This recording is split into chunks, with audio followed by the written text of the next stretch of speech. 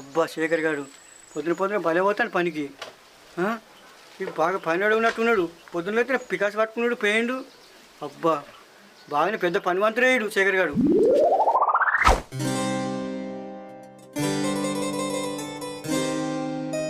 పోడా నిద్ర మొక్క పోడా గాడు చూడరా ఎంత ముద్దుగా పోయి పని చేసుకొని వస్తాడు.